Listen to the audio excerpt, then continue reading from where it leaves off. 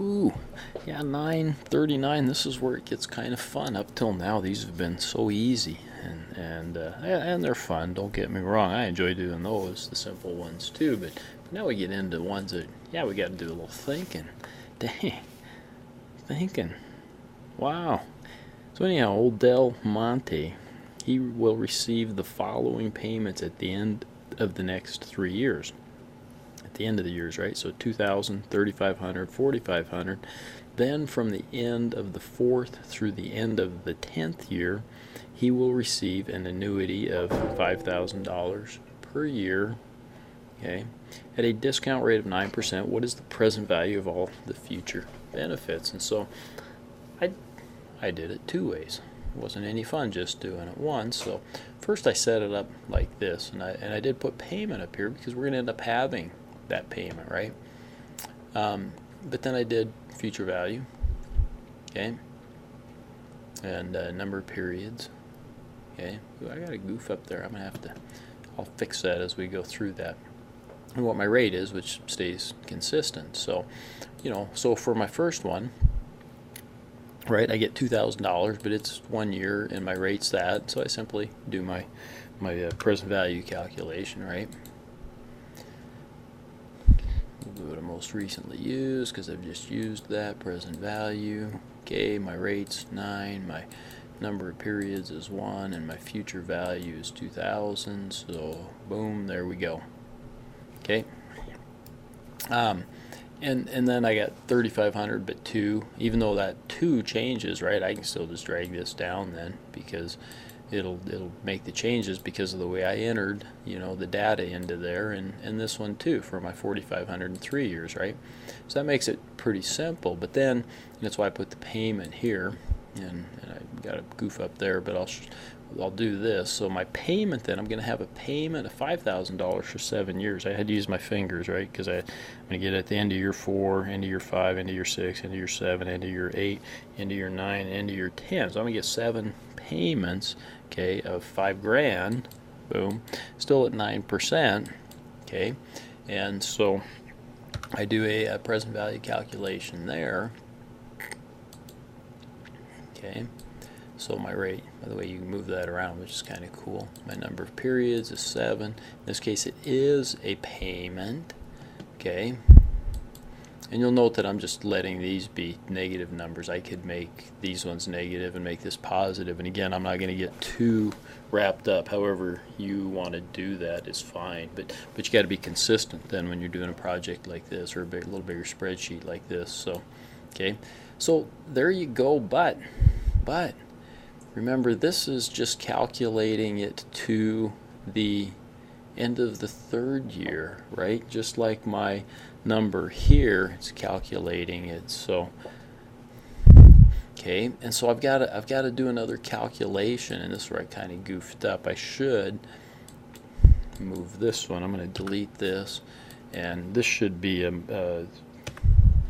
because this is going to become my future value then, and I've got to redo that.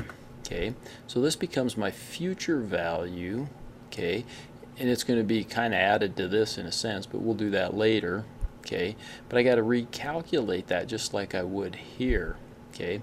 So I've got a future value then of 25,000. I got 3 years then and 9, so I got to see what that makes that worth today.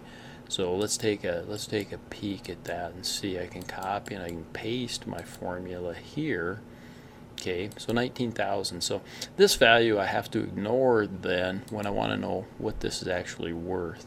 Okay, because I'm going to add this, I'm going to add this one, I'm going to add this one, and I'm going to add this one, right? Because this one I had to calculate the different future or present value. Sorry. So it's simply equal to, right, this plus this plus this plus this. There you got it, $27,687.38, and that sounds kind of reasonable. Well, how else can I do that? And I want to do it twice because I can verify my amount then. Well, I could write out this stream, right? So I've got year 1, $2,000, year 2, $3,500, year 3, $4,500, and from thence on, is that proper language? I don't know, but $5,000 per year, right? Okay. I put my interest up here, my discount rate. Okay. I went ahead and I put these numbers here. Okay. This is really going to screw things up, but we'll fix that.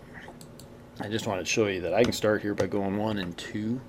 Okay. And then Excel knows that I'm going to do these things in order, and so then I can just drag this down and it'll count it out 1 through 10. Okay. And the reason I did this, and I'll show you, because now I can come here and in fact, let's just do this.